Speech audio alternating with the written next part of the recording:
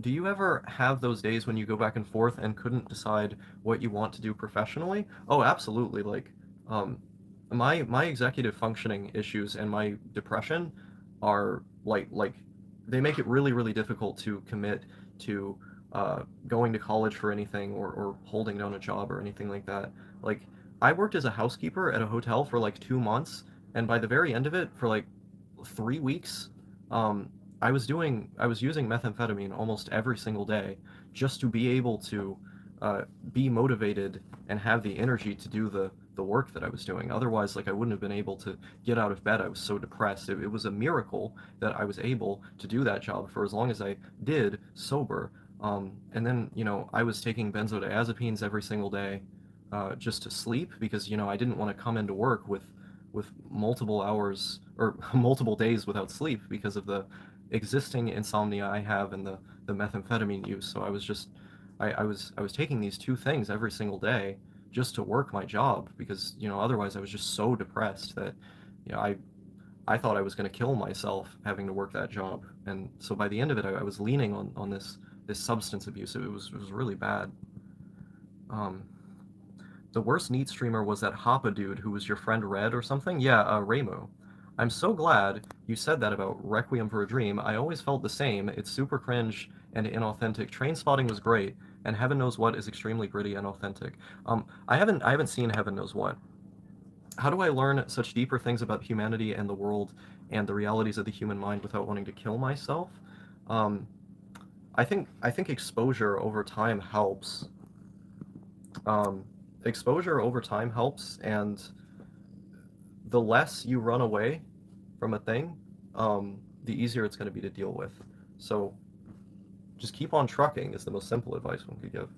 Meth is a crazy drug, has a pretty stupid stigma though. Yeah, I found that oral dosages that were about on par with traditional amphetamine, like in the form of Adderall, the effects that I experienced were uh, about identical. I think the reputation it has is largely due to uh, the socioeconomics of the drug, like the distribution patterns, the form that it comes in, and the type of people who tend to use it. Like a college kid or an academic taking Adderall in the form of a pill that was, measured out by a doctor, um, is going to have an experience that bears out much, much differently from someone who is smoking hundreds of milligrams through a pipe. The onset alone is going to be much faster, and the experience is going to be much more short lived, resulting in a harder crash than if one were to take the exact same drug uh, in an oral form with a measured dose of, say, 20 or 30 milligrams. Um, a lot of people don't know this, that methamphetamine is actually a prescription medication in the United States. It's called Bizoxin, which is approved by the FDA to be used in children as young as 6 years old. And the prescribed dosage can even go up to as high as 60 milligrams. Um, it Most people don't even know that. Like most people only know about it from its reputation as this crystal that gets smoked in huge amounts, which is not really an accurate portrayal of the drug in its totality. Um, Using it that way is incredibly dangerous and irresponsible, but that's only one side of the story. I just don't like the shadow people. Yeah, don't stay awake forever on it. Use like landing gear. Like if you gotta sleep, sleep is very important, and you have to eat. Uh, do you prefer not to talk about Ramo? I just don't think there's much to say about him. You know, he doesn't like me very much. I don't really watch his videos, so there's not a lot that I can say about him. A lot of his videos are focused on drama and community stuff, things that I just don't find particularly interesting. But it's just my opinion. Um, I'm not gonna sit here and bully or clown on the guy because it seems like he has enough going on in his life already. Like, why kick a man while he's down? He's done that to me, but that doesn't give me the right to do that to him. Two rights do not make, or two wrongs do not make a right. I would rather not um, sit here and bully the guy. Thoughts on anhedonia? Uh, I've had it many many periods of my life have been marred by anhedonia. It's not fun. It's not fun to try to eat something and then just experience no pleasure from eating it. But I've been there before.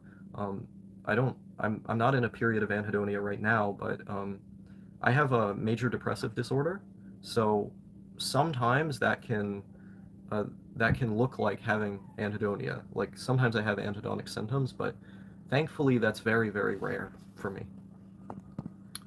God, it's impossible to bait you into drama. Yeah, I mean, I don't like drama. Um, yeah, I was just mentioning him because that type of content back in 2019 was way more screaming into the void than you and no. Yeah. Do you still smoke weed? Question mark. No, I do not. Um, I think the last time I smoked weed was like February. I think it was like February of this year. Uh, I I don't know. I Weed has been one of those things that I've always used very infrequently. Like I've never been a daily cannabis user before, uh, even though I've smoked weed since I was 16. But there's never been a period of time where I've used it daily or in high amounts. Um, like I've had like grams and grams of weed like stacked on my desk before, where I can see it every single day, uh, and just not touched it for like months. So I don't know. Um, is it better that you stopped? Um, I don't know. I think it's just been kind of neutral. Like, I'm not opposed to smoking it again in the future, but I'm not in any rush. Like, um, it, it, if someone offered me some in the right mood with some music or something, I wouldn't be opposed, but uh, I don't think about it. I almost never think about marijuana, and it's kind of always been like that for the last 4 years. Um, Oh, I thought my man blazed all the time at one point. My bad. A lot of people have thought that. I don't know why. Maybe I just give off that vibe. Remember when you found free weed on the floor of that store? Yeah, that was really funny. That was a that was a good time. That was good weed too. Um, I've lost my neat cred. I got a fast food job recently, but thankfully I don't have to do customer service. Are you working at Macca's over there? Are you working at Macca's? um, yeah.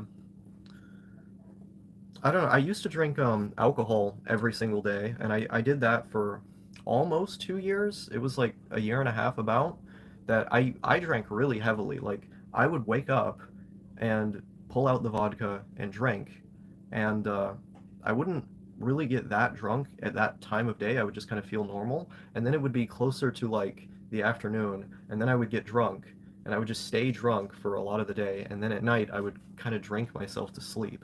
And I did that for a long ass time. There were some days when I didn't drink, and those days were pretty much all the days I recorded videos because I did not want to record videos or stream drinking alcohol. I just didn't think it produced good content. I thought it made me kind of dumber, so I just avoided that.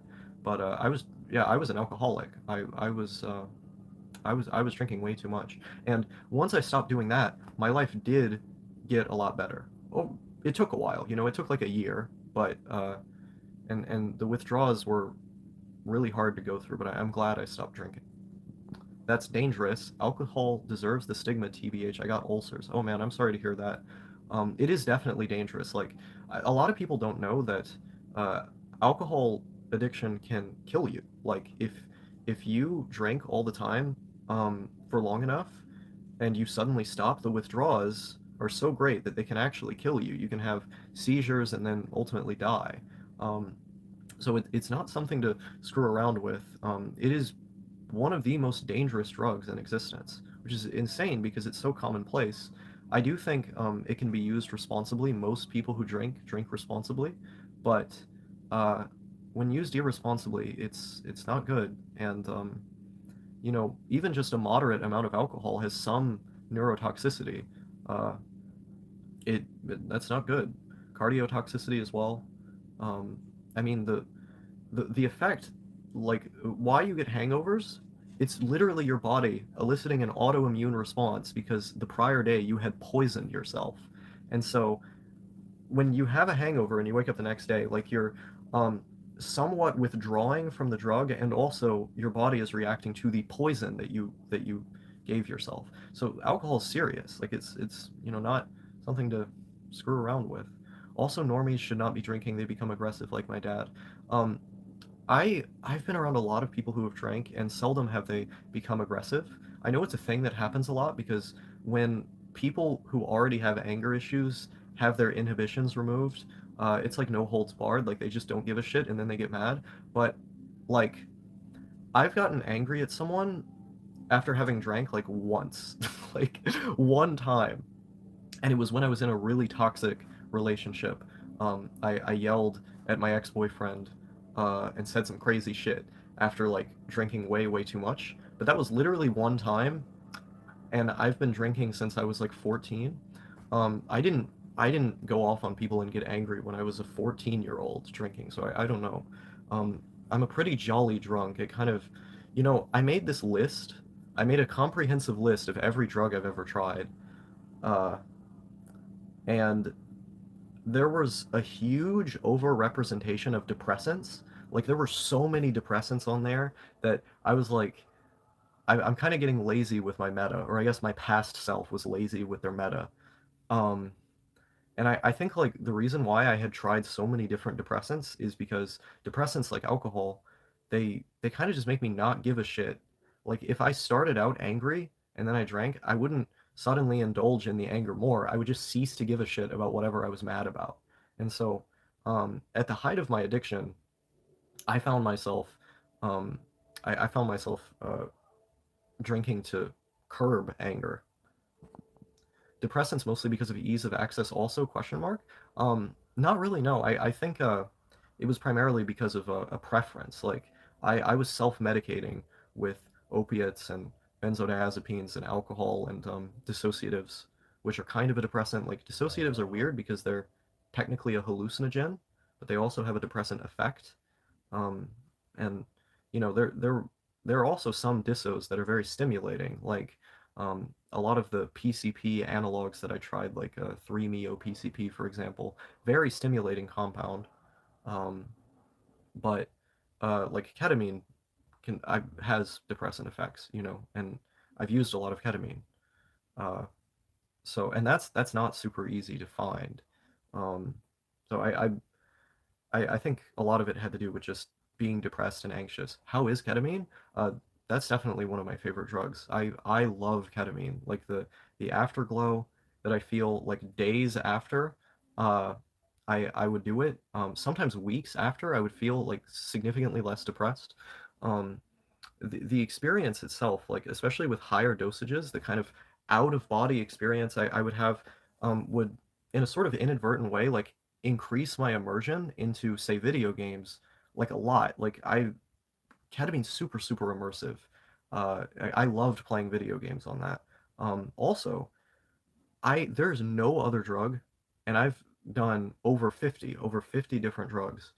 That drug would make it to where I could access memories in such a vivid way that it felt like I was there again. When I was in Dresden in 2021, I went to go see this Gerhard Richter exhibit, this art exhibit with all of his paintings.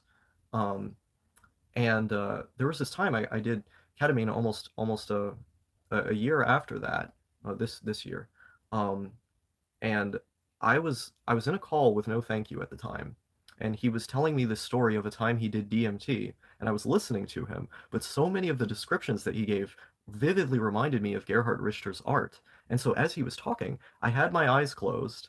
And it felt as though I was walking through that exhibit again, like in my mind's eye. It was incredible. Like I never experienced anything like that. And so big fan. Um, I don't think it would be on like maybe it would be in my top 10. I don't know. I've never bothered with alcohol because I seem to have a pretty high tolerance by default, and it gives me a vicious acid reflux. Not worth it. Yeah, I seem to have this thing in my family where just about everybody doesn't get hangovers. The only time I've gotten a hangover was after experiencing alcohol poisoning. Like I had drank so much, um, like out of self-harm, and I did this live stream when I did it, and I was vomiting on the live stream just kind of as a cry for help. Uh, this was years ago, and oh, huh, okay.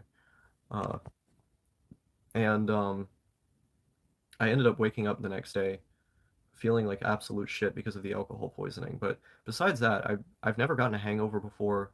I've never had stomach issues because of drinking. I think that's part of why I used to drink so much was because I didn't really have major downsides associated with it. I think it just made it harder for me to focus on things. Like my attention span had gotten worse, and my memory had gotten a little bit worse. Um, I didn't like that, and I didn't like having to drink just to feel normal. And so one day I just stopped. At the very end of 2020, I just stopped cold turkey, and I removed myself from all of the triggers that I had that caused me to drink. Like anything that reminded me of drinking, the places I would drink, the activities I would do while drinking, I avoided all of that, and I just stayed on my couch and I marathoned Scorsese movies, I watched Nosferatu and a bunch of cool shit for a couple weeks while I was sweating and shaking, and super fucking anxious, and I just got through it. And then I did not become a habitual drinker ever again. Did ketamine heal you? Um, it would depend on how you would define heal. Like the reports that come from people with treatment-resistant depression who go to like a ketamine clinic, I don't think I had as helpful of experiences as they have, but it definitely helped in a long-term sense, not just a short-term one. But I did not no longer meet the criteria for major depressive disorder anymore. I still have major depressive disorder, so have any come downs from certain drugs kept you away from the drug itself?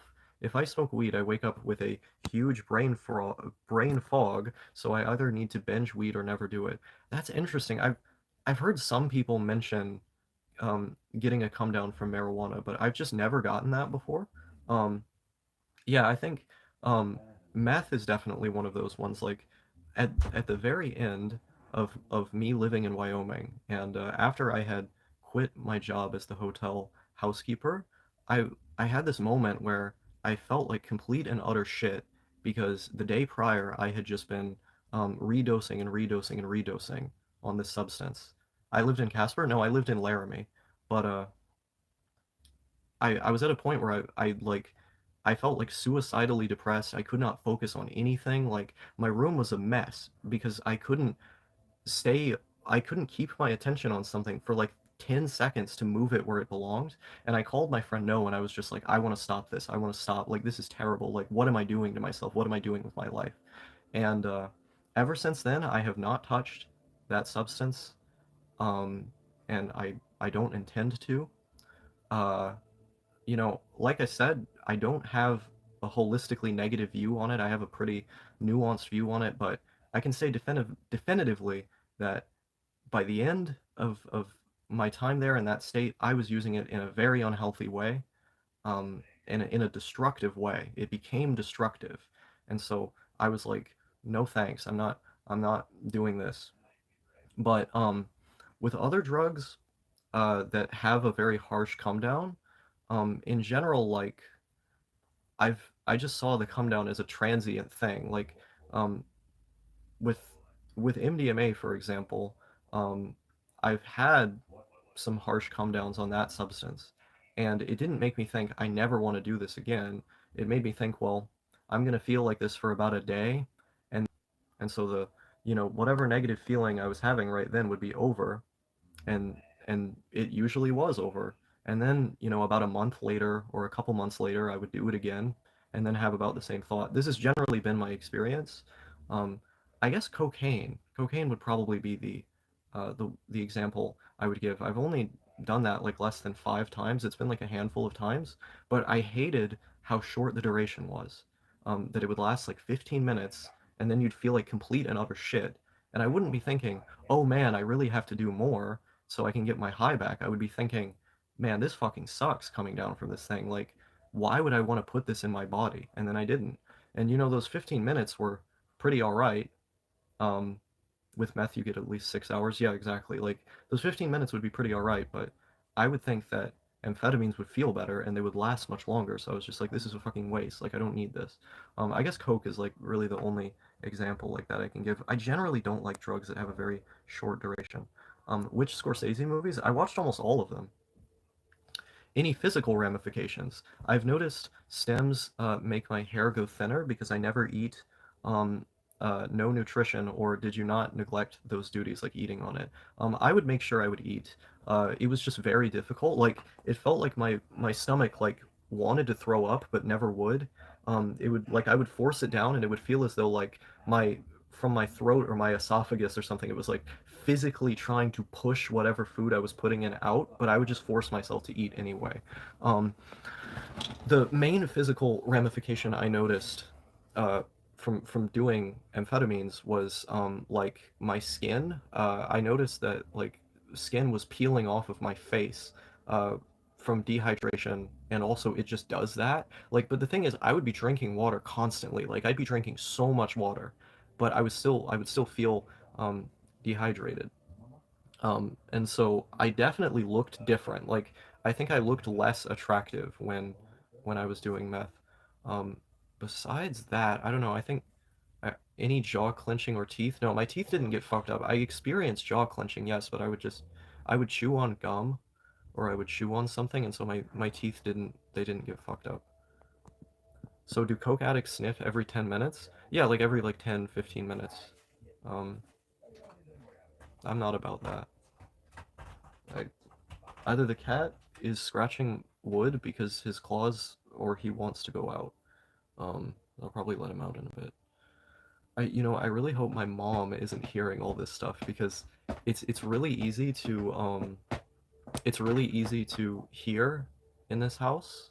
Like she knew that I checked into rehab, and so she has an idea, but she thinks that I checked into rehab for a sedative habit, which is not untrue. Like I needed help with detoxing from benzodiazepines. So by that time, I wasn't detoxing from anything else, but she doesn't know that I've used all these other drugs. Um, and I don't want her opinion of me to go down or something because she heard that. But at the same time, it's like I don't really care that much. But she don't need to know. Yeah, exactly. Like, but sound travels really, really easily in this house. So hopefully, no one picked up on it. But Casino is better than Goodfellas, yes or no? I think it's better than Goodfellas. Casino has way more style, and it's a lot more bombastic. Like I think Casino has the most bombastic directing of any of Scorsese's movies. Um, it's really really good. Also, it's a lot more racist than Goodfellas was. Like the racism in that movie is really hilarious. There's so many tracking shots in that movie. Like he really goes nuts with the tracking shots. Like I know he loves his tracking shots and the like erratic zoom ins and stuff. Like um speaking of cocaine, Martin was a famous cokehead and Casino Structure highlights that. I did not know that. I didn't know that Martin Scorsese was a cokehead. A lot of artists are. Um, I think, I think artists get away with it because cocaine is primarily just very, very bad for your heart, but not really your brain. Like, amphetamines are known to be neurotoxic, and people who heavily abuse amphetamines, you'll notice a difference, especially after a long period of time. You will notice a difference in their cognition. Like something won't entirely be there because of the neurotoxicity, but cocaine, it's not particularly neurotoxic. It's just bad for your heart, for the most part, at least. And so I think that that's why a lot of artists have gotten away with doing it without it like really impacting their art. Um, I'm thinking about the structure of the movie now, and that's really funny. I kind of want to rewatch it again, even though I've seen it like 10 times, just with that context.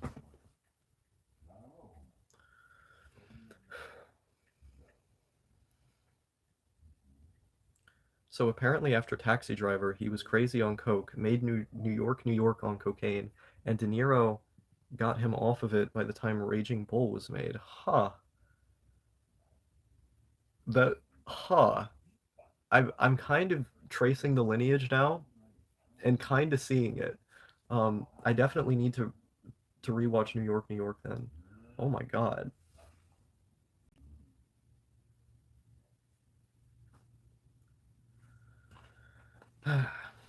Yeah, it's just these babies for me.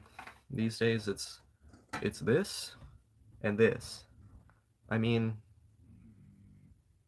you know, compared to how many drugs I used to use, I think that's an improvement, but most people they would look at that and go, "Man, you're really unhealthy." And then I would go, "If only you know how bad things really are." But he romanticizes coke in his movies even while made sober, so he must have had a good time. Yeah, I think that's definitely the case. I mean, like if you were an addict and you didn't acknowledge that there was a positive component at least at some point to your drug use, I think you're just lying to yourself. Um, like people don't use drugs to feel bad. They use them because they elicit primarily positive responses. The problem is that the longer you use a drug, the more it's primarily negative. So you start destroying yourself and using it just to feel normal. But that's where it's difficult to come off of them because when you do come off of them, all of a sudden you feel much worse than um, you did when you started out. And during that time where you're adjusting, your brain is reaching homeostasis, like back to the way that it used to be, because it had adapted to all of those feel good chemicals that are being released by the drug. Um, but prior to uh, it like adapting itself to regularly having the drug in your body, um, you felt real nice. Issue is that everything in the body works through a feedback loop. It depends on what you mean by that. I don't think that's far off from what I'm saying if I'm interpreting it right, but you'd have to expound upon that a little bit. Um, yeah, like the body is constantly trying to meet homeostasis. What was the worst Scorsese you watched? Hugo? I would say probably Hugo or like I didn't like Mean Streets that much. That was the one, right? The like one of the first movies he did. It was Mean Streets, I think that was the name. I thought that one was really forgettable. Hugo probably, yeah. Hmm. Hmm.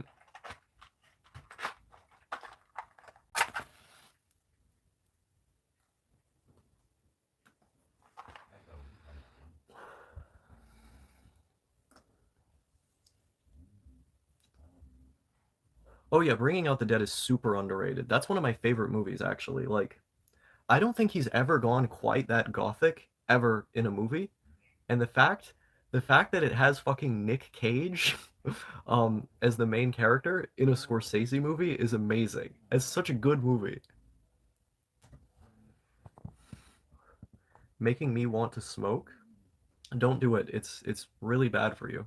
Um if you want to use nicotine, use like gum or something. Like use nicotine gum or some other like oral or sublingual administration. Don't smoke. There's like a vape at least. Vape is a much healthier alternative to cigarettes.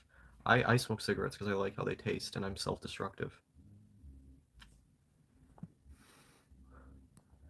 Whenever I watch gangster movies or World War II movies, I always want to smoke. Relax, bro. I've smoked for years. It's nice. Okay, cool. Okay, so we're part of the same gang then. I for some reason just assumed you were like a new smoker. Have you tried the Nick salt vapes ever? Do you smoke for the nicotine? I do smoke for the nicotine. I actually vaped before I ever smoked cigarettes. The first time I vaped was when I was 13 years old. I didn't actually smoke cigarettes until I was like 15. Um, but I had vaped in middle school. Um, Salt vapes. The only vapes I've ever used were the propylene glycol vapes.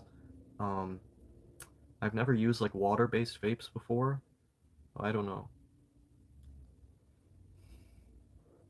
Endocrinolo endocrinolo chron, endocrino, endocrinologically. I can say endocrinology, but chronologically, you're fucking me up there. The body will adjust to anything you take by downregulating endogenous production of similar chemicals or by up-regulating receptors. Yeah, that's correct. Dopamine downregulation, for example, huge issue in the use of just about any drug, and so that's part of why it's important not to uh, use them on a regular basis. Or, and this is what I would recommend to everybody, don't start, because you never know. if you could fall into some kind of addiction. I mean, you know, I haven't used any drug since August. I think it was August. It's since before I became homeless. I haven't used any drug besides nicotine and caffeine. And I've been thinking about drugs every single day since then. Like I've wanted drugs every single day since I stopped. And um, I wasn't like I wasn't dependent on any one particular substance. I kind of had a Grand Theft Auto 5 weapon scroll wheel. I'm getting goofy now. Of different ones that I would choose from as to not develop tolerance with any one particular drug. And I would just kind of switch between them like this. And what I wasn't admitting to myself, what I didn't realize was that I was a poly addict. I was addicted to drugs, and I am. I'm just not using them. But just not one. You know, I was addicted to the broad concept of altering my consciousness. And even though I'm sober now and I'm doing my best to remain that way, I think about them every single day. Uh, like I end up wanting them every single day. I feel like part of why I started smoking way more is because, whatever hole that was left by stopping all of those drugs, I've been filling with smoking so much. Um, GTA 5 Weapon Wheel of Narcotics, LMAO is such a great writer. Thank you. Um, yeah, like it was you don't want to be in a situation like the one I'm in is what I'm basically saying. So you should try your best, whoever you are out there. If you haven't started using substances, don't. Like I think that's the best advice anyone can give. I support um, people's autonomous right to do whatever they want with their own body, as long as their actions don't lead to direct harm of other individuals or their property. But just because I support that right and I support people's ability to have their own perspective on what's best for them, I'm not going to say I know better than them what's best for them. Um, like that doesn't mean that um, I should at the same time be as irresponsible as to suggest that like everyone should try the things that I've done, even though I really like the things that I've done. As much as I'm trying not to use them, it's like uh, I don't know, it's complicated.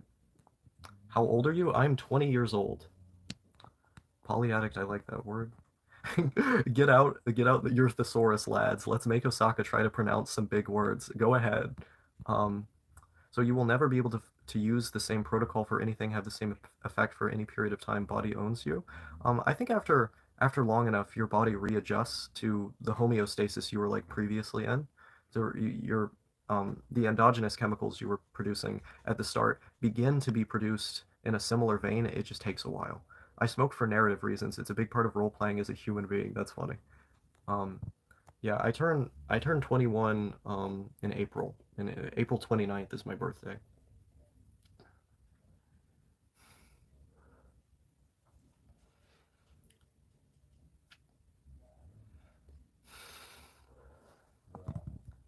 I've been watching you on and off since you were 17. Since then, my life has changed a lot, but I feel some sort of familiarity with you. Yeah, yeah, like I think in spite of the fact that I'm in about the same place, I am literally in the same place as when I was 17. Um, I've changed a lot as a person, so you know, while we may be in different places, we can at least relate on the fact that the two of us have probably changed as people during all that time. And sometimes all familiarity needs is um, to be familiar with someone, all you might need is the fact that the two of you are moving, however different those directions may be, however much they may diverge. I'm in a polyamorous relationship with multiple exogenous chemicals. Yeah, uh, I've been thinking about heroin every day since I stopped. Like I wasn't a daily user of that substance. Hell, I wasn't even using it multiple times a week. But I think about it. It's really the depressants that I think about the most. Like I think about benzodiazepines, I think about heroin. Um, I don't think about meth really ever. Unless I'm like jerking off, I'll think about meth because part of what was so enticing about that substance for me was it removed like all of my sexual inhibitions. Like that shame that I feel when I try to watch gay porn or when I try to fantasize about myself with another man, it was just evaporated. And like even though I'm primarily attracted to men, like 90% attracted to men, sometimes I just can't get it up. Like I just can't get an erection no matter how attracted I am to someone because in my head there's this little voice telling me what you're doing is wrong. What you're doing is morally wrong. It feels almost as though God is in the bedroom with me when I have sex with another man. Um, and I feel like this influenced a lot of my gender dysphoric feelings because I would have rather been a straight woman than a gay man. That's how much I hated being gay. Um, and then I I would use that substance and all of that just gone. You know, I didn't give a shit about all of that shame. Um, I could authentically, or at least chemically induced, and for the time, love being gay. What happened with the name Star? Star was too generic, and I was using the character, the anime character Osaka, in as an Easter egg in almost all my videos. A friend of mine messaged me one day with a meme that said instead of brain, there is Osaka, OsakaSyndrome. And I was like, I'm gonna change my channel name to that right now because I thought it was so funny, and so I did. And then I've just leaned more heavily into that branding ever since. It was hard not to start smoking and drinking when I started uni, but I was able to refrain from this. That's good. Um, yeah, don't let the people around you influence you into habits that you don't want to have, especially when they act as crutches much of the time. It's much better to face your problems for what they are in an uh, how do I put this, unadulterated fashion than to um, escape from them. Religious upbringing question mark? No, I both of my parents were atheists, but I was raised around a lot of homophobia, and so I I feel that way because of the homophobia that I was raised around. Somebody said F in the chat. Is the stream still going?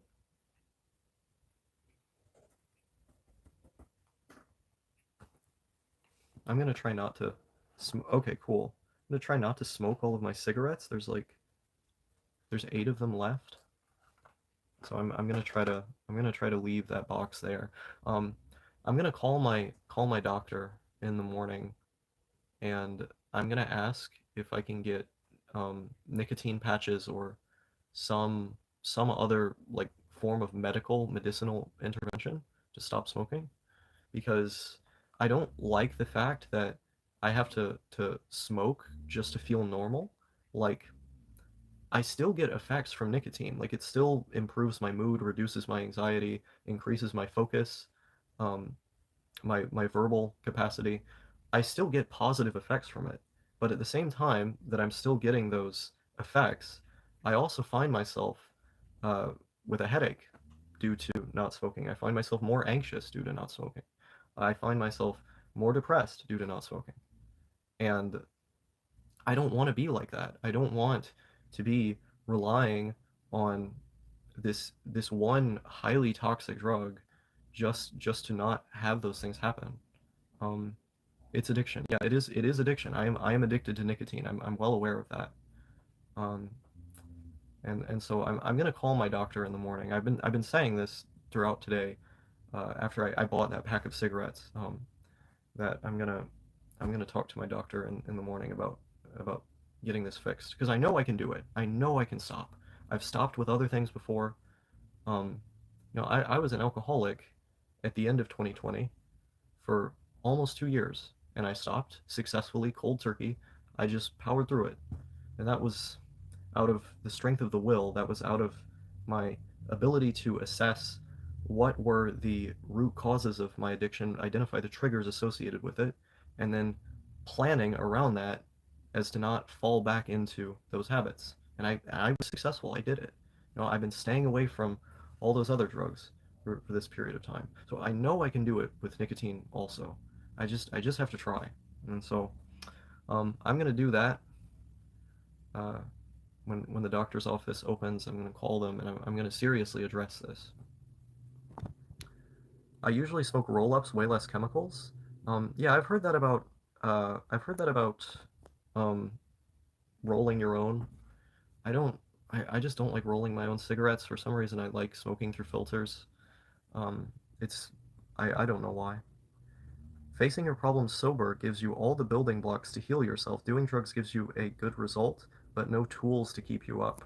Um, I think that's definitely true with a lot of people, but I've met people for whom that descriptor does not apply. Like I've met people who had issues that they faced while sober, but they also happen to occasionally escape into drug use every now and then, in the same way that one might escape into a video game or anime every now and then. And those people were and are fine and have been for years. It's not impossible that they might fall from where they're at in the future, where they might um, end up in a bad place. But there's a lot of people who don't. I'm not saying I'm one of those people. In fact, I think I just described the opposite of that, but they definitely exist. Um, so I'm generally pretty resistant to like making broad generalizations like that. I think I think it's true of me. You know, when I talk about negative things about my relationship to substance use, I think it's true of me, and it's true of people who are like me, but I don't know about everybody because I've seen so many counterexamples. Roll-ups take time to make them, so you smoke way less. That's what I heard from people who use them. Yeah, there's an appreciation in having to make at least a part of it yourself, and that the time put into that causes you to have more respect for the substance. Yes, exactly. When you have a box, it's just too convenient, and I like a little ritual. Yeah,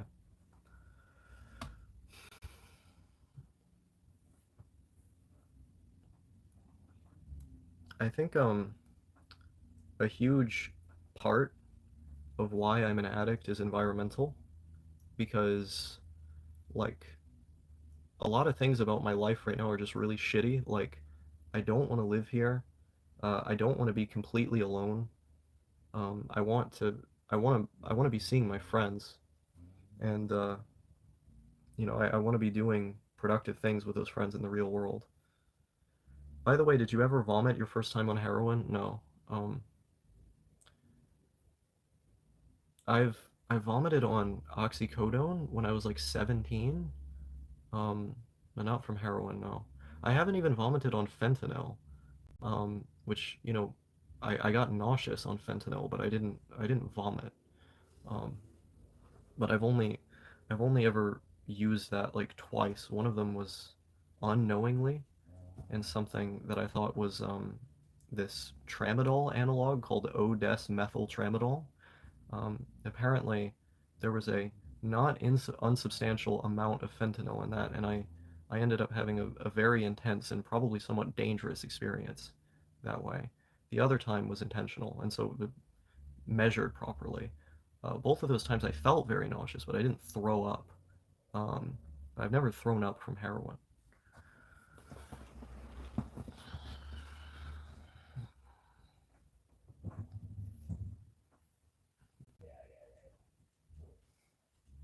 I'm just thinking now. I'm a little more quiet now because I'm thinking.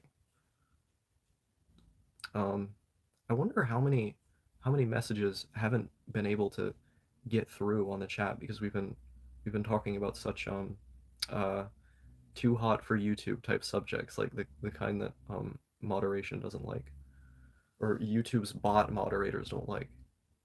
I remember hearing repeatedly growing up that it's commonplace to throw up first time drinking and smoking alike. Um, I mean, a lot of people who drink for the first time don't know how much they can withstand, so that and they don't really have context for what's an appropriate dose, so they end up drinking way more than they should. I did not throw up the first time that I drank, like 6 years ago. Um, I did throw up the first time I smoked. I had a really, really negative reaction to it entering my lungs. I thought it was just disgusting, and then eventually I learned to like the taste of it um, and the way it made me feel. I've been really socially active in September after many years of being a hiki, and after this, I started appreciating being alone so I don't have friends again. Um, I mean, I think I'll always prefer to have more alone time than some more normal people. I'm autistic, I'm quite introverted. My hobbies are all solitary hobbies for the most part, but I'm I'm never going to not appreciate social interaction. I'm never going to not need social interaction. I need social interaction. I'm gonna step out for a smoke myself real quick. Understood. Um, yeah, I need people. Uh, it's really important for me to have people, and I've been so starved for social interaction my whole life, like really my whole life, that like it's a miracle that I'm as functional as a human now as I am, and that's kind of terrifying and sad to say because if you look at a lot of things about me, and I'm definitely not functional by no means for sure. Um, but I need an environment with supportive people where I can be productive and I can not be so lonely. I just stay in this room all the time. It's been like this for as long as I can remember. When I wasn't staying in this room all the time, surely it was another room. I didn't throw up for either, but I recall getting a sore throat from smoking. The only time I smoked weed, I threw up, but other than that, I haven't had that problem, lol. Yeah, I think you probably smoked too much weed. This is another thing, like, when you first smoke weed, you really only need to have a couple hits. A lot of people, they have no intuition for how much they should have, so they end up having way too much. With any, you know, I recommend just as a general statement that people shouldn't try drugs, but if they're going to, they should do so in the way that's the most safe and the most likely to provide a positive experience. And generally, that will entail starting small. No, not generally, always that will entail starting small and then working your way up because you don't know how your body is going to react to it. You're getting acquainted with how your body will react to it. And so you may be excited and want to do a whole bunch because of how excited you are, but that is the fastest way to have a negative experience. And to end up feeling worse than you did when you started out. So you even if like starting with just a little bit doesn't make you feel anything, that's good. That means you can slowly work your way up.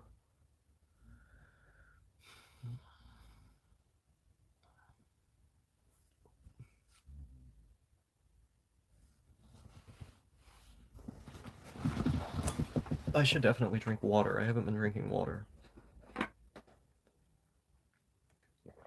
I would love just to advise you, don't do anything self-destructive.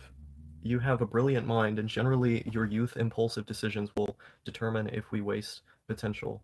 Thank you. Yeah, I'm gonna try my best not to have my noggin fall off.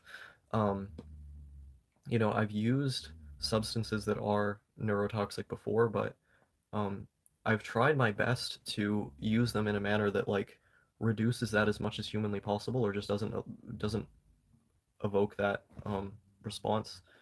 But it's undeniable that I've done things that have caused some lasting damage. The degree to which it's going to affect my output or me as a person is yet to be seen.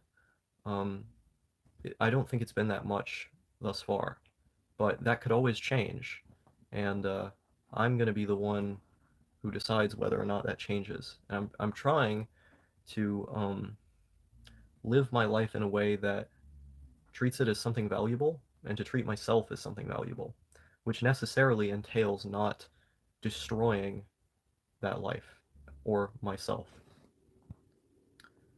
Just don't go out like Terry Davis where the craziness outweighed the ambition. I'll try my best. I thank you for the support. Yeah, that is for sure why, and I had no idea you're right. I don't use recreational drugs, but I've always applied the principle of microdosing the first time I try anything at all. That's smart. That's smart. Um, yeah, I don't know. I don't mind the idea of shaving a few decades off of my life, at least not now. That could always change, but the way I've always seen it is like being alive to some extent entails in like for example carcinogens are everywhere. Like there are carcinogens in so many things, it's unavoidable. To be alive is to do damage to yourself. I talked about harm reduction with recreational drugs, but really that's an odd term because I brush my teeth in the morning, but I wouldn't call that harm reduction for my teeth, even though what it's doing is reducing harm. We're not marrying we're not marrying harm to the idea of having teeth, but there is some harm associated with it. Everything that exists can pose some risk to you. And the question I have to ask myself is, do I want to live as though um, minimizing risk is the only prerogative, or do I want to live as though um, calculated risks can provide utility and maximizing my overall happiness? And so, when thinking in the long term and assessing all that comes with that, I've decided that some damage is all right. Um, but it is more than possible to go overboard, and it's more than possible that I'm wrong about that right now.